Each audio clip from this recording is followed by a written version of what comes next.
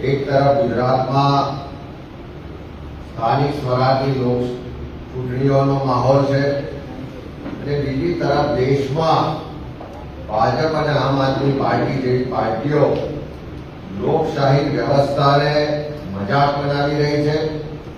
आखा देश में भ्रष्टाचार और अवसरवादी जो राजनीति करी रही है, एनाथी लोकशाही व्यवस्थाओं और लोकशाही परंपराओं कलंकित थई है। जे रीते एक तरफ गुजरात में भारतीय जनता पार्टी कटकी कमीशन और कमलम નું જે આખું નેક્સસ છે એ ખુલ્લું પડી ગયું છે। ભાજપનો ચાલ ચરિત્ર અને ચહેરો ગુજરાતની જનતાએ સારી રીતે જોઈ લીધો છે, ઓળખી લીધો છે। અને બીજી તરફ આરએસએસની વિચારધારાથી બનેલી આરએસએસ અને બીજેપીની સ્ટ્રેટેજી મુજબ ચાલતી અને એના જ ફંડિંગથી ચાલતી આમ આદમી પાર્ટીને પણ લોકો હવે ઓળખી રહ્યા છે।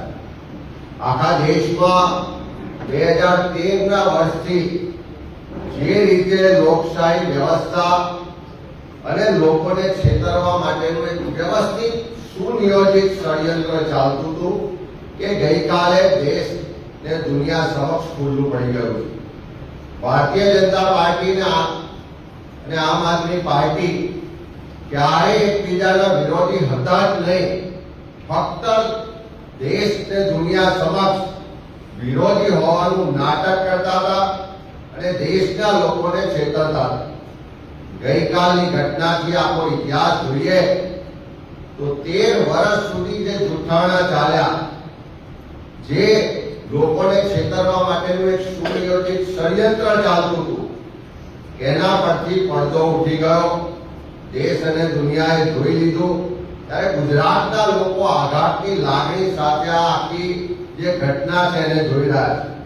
અને એટલા જ માટે જ્યારે આખી ઘટનાના ઊંડાણમાં જઈએ તો આખી જે ષડયંત્રનું જે સુનિયોજિત પ્લાનિંગ હતું એને આપણે જાણી શકીશું। 2013 માં જ્યારે ઇન્ડિયા અગેન્સ્ટ કરપ્શન મૂવમેન્ટની શરૂઆત થઈ, આ આખી મૂવમેન્ટ એ આરએસએસ અને બીજેપીનું બ્રેઇન ચાઇલ્ડ હતું। અને એના અંતર્ગત જ અન્ના હજારેજીને प्रोजेक्ट करवामां आया। પડદા પાછળ કોણ લોકો હતા, શું એજન્ડો હતો, કેવી રીતની આગળની રણનીતિ હતી, કે આખું પ્લાનિંગ આરએસએસ નું હતું।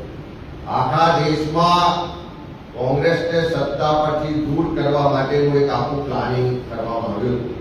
અને એ જ રીતે આપનો જન્મ આરએસએસ બીજેપીની વિચારધારાથી એના પ્લાનિંગથી થયો। 2013 થી જે મૂવમેન્ટ ઉભી કરવામાં આવી અને આપનો જન્મ એ મૂવમેન્ટના આધારે થયો। અને જે રીતે આખા દેશમાં કોંગ્રેસના મત તોડવા માટેનું ષડયંત્ર ગોઠવાયું અને એના ભાગ સ્વરૂપ આમ આદમી પાર્ટીને પાછળ બેકશીટથી ભારતીય जनता પાર્ટીને આરએસએસે ચલાવ્યો। ગઈકાલે જે રીતે જોયું કે રાજ્યસભાના આમ આદમી પાર્ટીના 10 માંથી 7 एमपीओ એટલે કે 2/3 મેજોરિટી પત્ર લખી અને પાર્ટી છોડી હોત તો બરોબર છે, પણ પત્ર લખી અને 2/3 મેજોરિટી એમપીઓ ભારતીય જનતા પાર્ટીમાં મર્જ થવાની જાહેરાત કરે છે। એ આખા દેશ માટે, દેશના લોકો માટે આઘાતજનક ઘટના હતી। પણ ઊંડાણમાં જોઈએ तो कोई आजकल की घटना नहीं, पर पहले थी रचायेलू जे व्यवस्थित षडयंत्र हतुं एना भाग स्वरूप आ कार्यवाही थई रही छे। ए ज रीते गुजरातमां पण तमे जोओ के भरूचना सांसद खुलेआम स्टेटमेंट करी रह्या छे के थोड़ा समयमां एक सिटिंग एमएलए ए आम आदमी पार्टी छोड़ीने भारतीय जनता पार्टीमां जोडावाना छे, एवुं जाहेरमां मनसुख वसावा कर्या। सौराष्ट्र एक भाजपना नेता जाहेरमां भाषण કરી રહ્યા કે તમે આપના લોકોને જીતાડશો તો થોડા દિવસમાં એ ભારતીય જનતા પાર્ટીમાં જોડાઈ જવાના છે, એમાં કોઈ શંકાને સ્થાન નથી। એટલે ભારતીય જનતા પાર્ટી હવે ખુલ્લેઆમ કહી રહી છે કે આમ આદમી પાર્ટીના લોકો એ અમારા લોકો છે અને આવનારા દિવસોમાં અમારી સાથે જોડાવાના। એટલે ભાજપ આખી જે રણનીતિ મુજબ ચાલી રહી છે કે આખા દેશમાં જે રાહુલ ગાંધીજી કોંગ્રેસનું વર્ચસ્વ વધતું જાય છે, લોકો ભાજપથી વિરોધ થતા જાય છે. 2029માં દેશમાં સરકાર બદલાવાનું સુનિશ્ચિત છે. ભાજપને હારનો ડર લાગે છે કે એમના જે બચ્ચાઓ હતા એને પાછા ફરી એમની પાર્ટીમાં જોડી રહ્યા છે અને લોકો છેતરાઈ રહ્યા છે. કોંગ્રેસ પાર્ટીએ છેલ્લા 12 વર્ષથી સતત કીધું કે આમ આદમી પાર્ટીએ ભાજપ આરએસએસ નું બચ્ચું છે, ભાજપની બી ટીમ છે. કોંગ્રેસના મત તોડવાની રણનીતિના ભાગરૂપે ગુજરાતમાં એને લોન્ચ કરવામાં આવી છે. 2013 થી તો લોકો ભ્રમિત હતા, પણ 2022ની ચૂંટણીમાં લોકોને સ્પષ્ટ ખ્યાલ આવ્યો કે આમ આદમી પાર્ટીએ ભાજપની બી ટીમ છે. સરકાર વિરોધના જે મત છે, એન્ટી ઇન્કમ્બન્સીના જે મત છે, એને તોડવા માટેનું એક આ વ્યવસ્થિત પ્લાનિંગથી એને સપોર્ટ થઈ રહ્યો.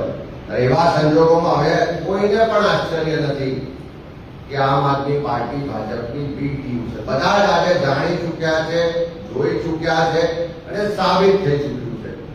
અને જ્યારે આ સંસદ સભ્યો મર્જ થયા ભારતીય જનતા પાર્ટી, ત્યારે પંજાબની જનતાને એવું લાગ્યું કે અમારી સાથે વિશ્વાસઘાત થયો, અમારી સાથે છેતરપિંડી થઈ. હજુ તો એવા પણ અહેવાલ છે કે થોડા દિવસોની અંદર પંજાબ સરકારના બહુમતી ધારાસભ્યો લેખિત સ્વરૂપે જાહેરાત કરવાના છે કે અમે બધા જ આમ આદમી પાર્ટીના ધારાસભ્યો, આમ આદમી પાર્ટી આખી બહુમતી ભારતીય જનતા પાર્ટીમાં મર્જ થવા જઈ રહી છે. એટલે પંજાબના લોકો તો છેતરાયા, પંજાબના લોકો સાથે તો વિશ્વાસઘાત થયો. પણ હું આ પ્રેસના માધ્યમથી ગુજરાતના લોકોને વિનંતી કરવા માંગુ છું કે તમારી સાથે વિશ્વાસઘાત ના થાય, તમારી સાથે છેતરપિંડી ના થાય, એનું ખાસ ધ્યાન રાખજો. કારણ કે આવતીકાલે જ્યારે આખા ગુજરાતમાં મતદાન થવાનું છે, ત્યારે ક્યારે સરકાર સામેનો બધાને વિરોધ છે. ભારતીય જનતા પાર્ટીના ભ્રષ્ટાચારી શાસનને બદલવું છે. આ કુશાસનમાંથી લોકોને મુક્તિ જોઈએ છે. પણ જે વિરોધના મતો છે એને ડાયવર્ટ કરવાની, વિભાજિત કરવાની ભાજપ આરએસએસની સ્ટ્રેટેજી મુજબ કદાચ જો કોઈ આમ આદમી પાર્ટીને મત નાખ્યા તો તમારા મત વેડફાઈ જવાના છે. જે વિશ્વાસઘાત છેતરપિંડી પંજાબના લોકો સાથે થઈ, એવી છેતરપિંડી વિશ્વાસઘાત ગુજરાતના લોકો સાથે ના થાય એની વિશેષ કાળજી ગુજરાતના લોકો રાખે એવી વિનંતી પણ કરીએ છીએ. જ્યારે આપણા ગુજરાતમાં પરિવર્તનનો સંઘર્ષ થઈ ચૂક્યો હોય, ગુજરાતના મતદારો પરિવર્તન માટે મતદાન કરવાનો સંકલ્પ લઈ ચૂક્યા હોય, ત્યારે પરિવર્તનનો સંકલ્પને કોંગ્રેસ જ વિકલ્પ, એકમાત્ર કોંગ્રેસ પાર્ટી છે જે ગુજરાતના લોકોના હક અધિકાર માટે હંમેશા લડી છે.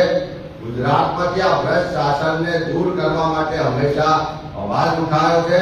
અને આ જ કોંગ્રેસ પાર્ટી છે જે ગુજરાતના લોકોના વિકાસ અને ખુશહાલી માટે હંમેશા કામ કરતી આવી છે.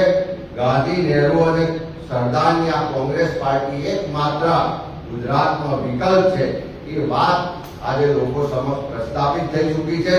અને મારે ખાસ કરીને આખા દેશમાં અને ગુજરાતમાં જે લોકશાહીની મજાક બનાવવામાં આવી રહી છે, જે લોકશાહીને કલંકિત કરવામાં આવી રહી છે, જે રીતે પ્રજાનો જનાદેશ, પ્રજાનો વિશ્વાસ કેળવી આખી પાર્ટી ભારતીય જનતા પાર્ટીમાં મર્જ થઈ જાય અને આરએસએસ બીજેપીનું જે બ્રેન ચાઇલ્ડ હતું, જે મુવમેન્ટ હતી, એમાંથી ઊભી થયેલી આમ આદમી પાર્ટી આખા દેશમાં આવનારા દિવસોમાં કદાચ એવું પણ બને કે અરવિંદ કેજરીવાલ સહિત આખી આમ આદમી પાર્ટી ભાજપમાં મર્જ થઈ જાય, એવા સમાચાર આવે તો કોઈ આશ્ચર્યજનક નહીં હોય.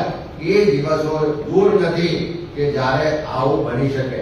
જેમ ગુજરાતમાં સ્ટેટમેન્ટો થઈ રહ્યા છે કે આમ આદમી પાર્ટીના એક ધારાસભ્ય થોડા સમયમાં ભાજપમાં જોડાવાના છે, સૌરાષ્ટ્રમાં સ્ટેટમેન્ટો થઈ રહ્યા છે કે ભાજપની અંદર જે લોકો જોડાવાના છે એને કદાચ તમે મત આપશો આમ આદમી પાર્ટીમાં તો પણ અમારી સાથે જોડાવાના છે.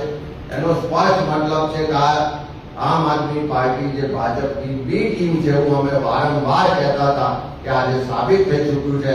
ત્યારે ગુજરાતના મતદારો આવતીકાલ માટે એટલું ધ્યાન રાખે કે તમારો મત વેડફાય નહીં. તમારો મત પરિવર્તન માટે છે, તમારો મત સુશાસન માટે છે, તમારો મત ભ્રષ્ટાચારીઓને દૂર કરવા માટે છે, તમારો મત તમારા ટેક્સના પૈસાની જે બરબાદી થાય છે એને રોકવા માટે છે. ત્યારે આ મત વેડફાય નહીં ને કોંગ્રેસ જ એકમાત્ર વિકલ્પ છે એ વાત કરવા માટે આજે તમારી સમક્ષ આવ્યા છે. એનો આપના માધ્યમથી ગુજરાતની જનતા સમક્ષ મેસેજ જાય, સંદેશો જાય એવી વિનંતી કરી. આવા જ અવનવા વિડીયો જોવા માટે ફોલો કરો ઇન સેકન્ડ્સ.